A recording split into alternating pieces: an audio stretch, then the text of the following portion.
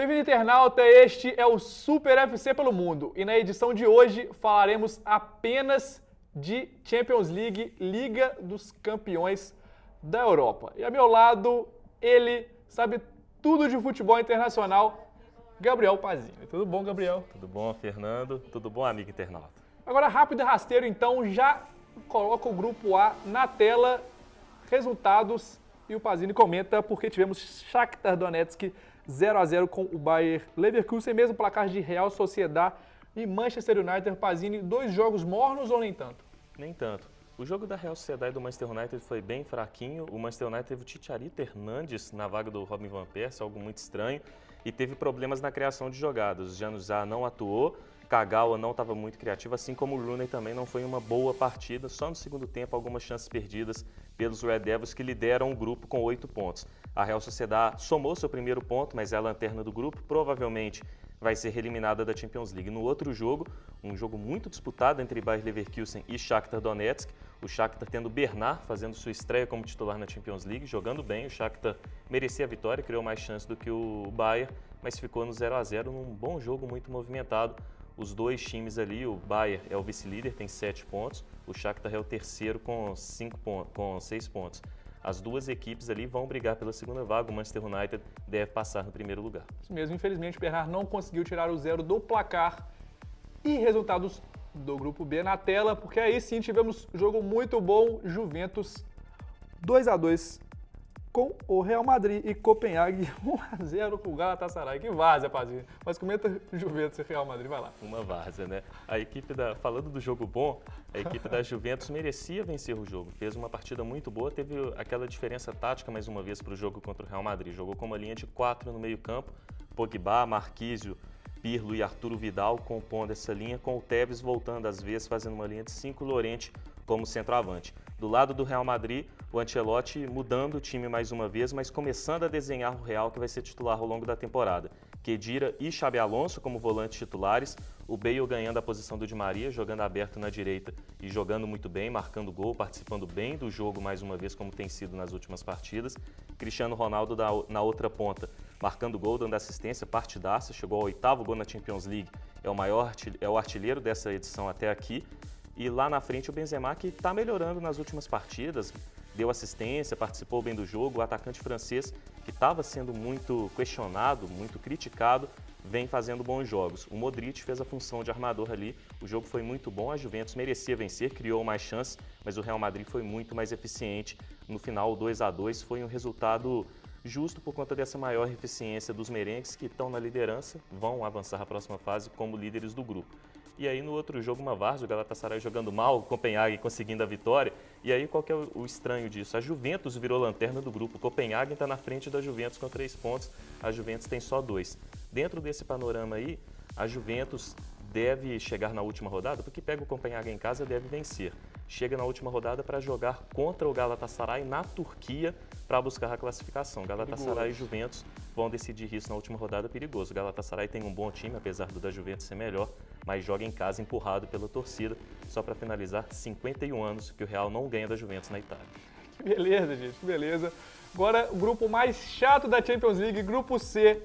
PSG conseguiu empatar com Anderlecht, Olympiacos ganhou de 1-0 do Benfica. Pazini, rápido, rasteiro, pelo amor de Deus. A equipe do PSG, por desleixo, ficou no empate, jogou muito mal. Tinha feito 5-0 na Bélgica, no Anderlecht, mas não muda muita coisa. Vai avançar em primeiro lugar do grupo. A equipe do Benfica vivendo uma fase terrível, continua aquela fase desde o final da última temporada. Perdeu para o Olympiacos na Grécia, os dois times empataram em Portugal e o Olympiacos assumiu a vice-liderança. Os dois times, Benfica e Olympiacos, vão enfrentar Anderlecht e PSG nas últimas 2 rodadas. O desenho é que os dois vençam o Anderlecht e percam para o PSG, e com isso o Olympiacos deve ser surpresa e avançar à próxima fase da Champions League.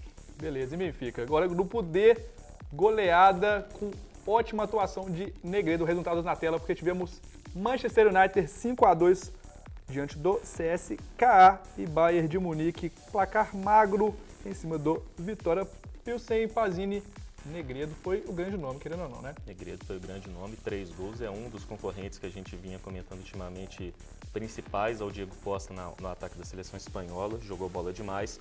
O Agüero, que vive uma fase espetacular, foi outro destaque, marcou 2 gols, deu uma assistência. E o Nasri também teve uma atuação interessante, dando 2 assistências.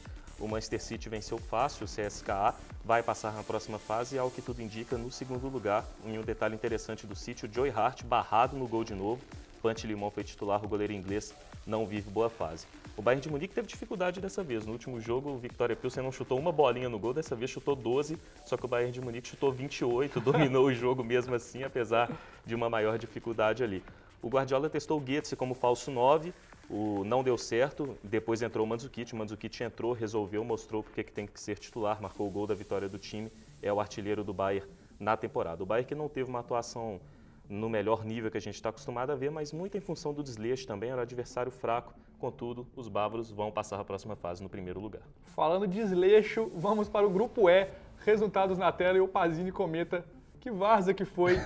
Chelsea 3-0 em cima do Schalke 04, Barcelona decepcionando o Basel, o time suíço empatando em 1-1 com o Steaua Bucareste. Pazini, conte-nos como foi o gol do Eto'o.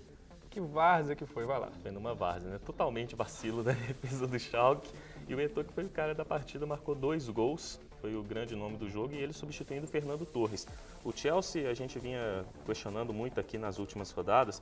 O Chelsea, na última temporada principalmente, os atacantes não vinham bem. Nos últimos jogos vem bem, Fernando Torres marcando gols, o Eto'o entrando e marcando, e o Dembaba entrou no segundo tempo e marcou gol nessa partida também, sendo importante para a equipe dos Blues de Londres, que fizeram 3-0 fácil para cima do Schalke 04. O Chelsea deve passar no primeiro lugar do grupo. Detalhe também foi o meia brasileiro William, foi titular nessa partida na vaga do Hazard, compôs ali o trio de meias com o Oscar brasileiro e com o André Schürrle. No outro jogo do grupo, uma pena o Basel empatar com o Steaua Bucareste. O nosso Barcelona não está bem na Champions League, vacilou nos 2 jogos contra o time romeno, que é o mais fraco da chave.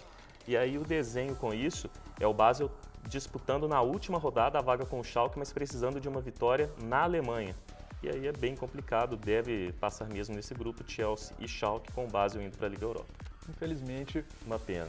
Grupo F na tela, porque tivemos a surpresa Arsenal vencendo fora de casa na Alemanha o Borussia Dortmund 1-0 e Napoli 3-2 em cima do Olympique de Marseille. Pazini, Arsenal consegue a bizarrice de perder dentro de casa e ganhar fora. Explica como, vai lá. Compensou o resultado da equipe do Arsenal, exatamente, que está na liderança do grupo agora junto com o Napoli. Os dois têm 9 pontos. Borussia Dortmund tem 6 na terceira posição. O Olympique de Marseille é o primeiro campeão europeu já eliminado nessa edição da Champions League, não tem nenhum pontinho. O jogo teve um primeiro tempo decepcionante, muito aquém do que se esperava. Na segunda etapa, o Borussia Dortmund partiu para cima, Reus e Mkhitaryan criaram boas jogadas, mas o Lewandowski fez um péssimo jogo, ao contrário das últimas exibições, onde ele estava muito bem, marcando gols inclusive. E aí o Borussia Dortmund criava, mas não conseguia marcar gols. E o Arsenal chegou lá com o Ramsey, que vive uma temporada iluminada, jogando bola demais. Bizarramente. Bizarramente. É um bom jogador, mas é porque não vinha rodando bem nas últimas temporadas. Mas nessa vem muito bem o meia galês. O Giroud deu assistência para ele, o Ozil teve uma atuação de destaque no meio-campo também, ele que é o grande craque do Arsenal. E aí, no final das contas, o Borussia Dortmund pressionou, não conseguiu chegar ao gol. Não foi um resultado justo dentro do que foi visto na partida, mas o Arsenal teve mais eficiência do que os aurinegros para conseguir essa vitória. Apesar disso, eu sinceramente continuo achando que o Arsenal não passa, porque pega o Napoli no São Paulo, é bem complicado lá, e pega o Olympique de Marseille, ele deve vencer, mas o Borussia Dortmund deve superar o Arsenal em número de pontos, pega o Olympique e o Napoli em casa, deve vencer os seus últimos 2 jogos, e o Napoli tem essa questão aí de vencer o confronto direto contra o Arsenal. Então continuo achando que passam Borussia e Napoli, com o Arsenal indo para a Liga Europa, mas tudo pode acontecer nesse grupo ainda. Viu? Depois eu que zico o Arsenal, viu? José Pereira anotou aí? Anotou? Vamos então para o grupo G, brasileiros em destaque, porque tivemos Atlético de Madrid 4-0, gol dele, obviamente Diego Costa em cima do Áustria Viena, e Zenit 1-1 com Hulk em destaque positivamente e negativamente. Pazini, explica isso aí, vai lá. Hulk perdeu um pênalti, mas marcou o gol de empate da equipe do Zenit contra o Porto em casa, né? Mas o Zenit, no final das contas, saiu superior nesse confronto direto com o Porto, porque venceu a partida em Portugal. Então, no confronto direto aí pela segunda vaga, o Atlético de Madrid já avançou no primeiro lugar, já está classificado a próxima fase como primeiro do grupo, o Zenit leva a vantagem. E deve classificar-se também, porque pega o Atlético em casa, depois pega o Áustria Viena, que é o saco de pancadas do grupo, enquanto o Porto vai visitar o Atlético na Espanha. Deve perder pontos contra o Atlético, e aí contra o Áustria Viena provavelmente ganha. Então o Zenit deve avançar no segundo lugar dessa chave. O jogo entre Zenit e Porto foi muito bom, por sinal. Na outra partida, sacolada do Atlético de Madrid, Diego Costa jogando muito bem, gol, assistência, Raul Garcia no meio-campo também. E destaque para outros dois brasileiros, o Felipe Luiz e o Miranda. Não é muita gente que lembra deles, mas os dois estão jogando muito bem, merecendo vaga na seleção brasileira, inclusive. De olho, Filipão. Fique de olho no que o Gabriel Pazini fala. E para fechar, último grupo, Grupo H, resultados na tela, porque tivemos Barcelona 3-1 em cima do Milan e Ajax ganhou o Celtic de Gabriel Pazini. Infelizmente, Neymar muito bem, né, Pazini? Vai lá. Neymar muito bem, quase marcou um golaço, driblou 4 defensores e por pouco a bola não entra. Ele perdeu um pouco do equilíbrio na hora de executar o chute, mas jogou muita bola do Neymar, mais uma vez uma partidaça dele. Mas a estrela do jogo foi o Messi. Messi vinha sendo muito questionado porque há 4 partidas não marcava. A imprensa espanhola tem essa questão mesmo, pega muito no pé de vez em quando desnecessariamente. Messi foi lá e resolveu, marcou um gol de pênalti, um golaço de cobertura e foi o cara do jogo marcando os dois dos 3 gols da vitória do Barça. O outro foi anotado pelo Busquets. O Iniesta jogou muito bem também. O Alexis Sánchez, que vive a melhor temporada dele com a camisa do Barcelona, não marcou gol como nos últimos jogos, mas foi bem. E o Xavi também foi muito bem. Detalhe que essa partida marcou 2 recordes individuais. O Messi chegou ao 8º gol dele contra o Milan na Champions League, é o maior carrasco de um mesmo time na história da competição, e o Xavi chegou a 80 vitórias na Champions League, é o jogador que mais vitórias tem na história da competição. O Barcelona se classificou já para a próxima fase, deve confirmar agora o primeiro lugar. O Milan, que teve o Robinho como titular, não jogou bem o Robinho, o Kaká também foi titular, não vence as 5 partidas. O Milan está numa fase muito ruim e corre risco ainda de perder essa vaga, porque pega o Celtic na Escócia, o Ajax já mostrou naquele jogo de ida lá na Holanda que dá trabalho para o Milan. Então, tudo bem, eu aposto no Milan, acho até que o Milan passa no segundo lugar, mas pela fase do futebol apresentado, ainda dá para o Celtic e para o Ajax sonharem com a vaga na próxima fase. Olha lá, todo mundo anotando aí os palpites de Pazini para cobrar depois, hein? Pazini, muito obrigado, até a próxima. Valeu, Fernando, até a próxima, obrigado, amigo internauta. Então, como sempre, internauta, acesse o www.superfc.com.br. Se você quiser ver mais programas da TV O Tempo, uma dica que eu dou é o Delícia Cremosa, muito bacana, o Sidão adora fazer. Até mais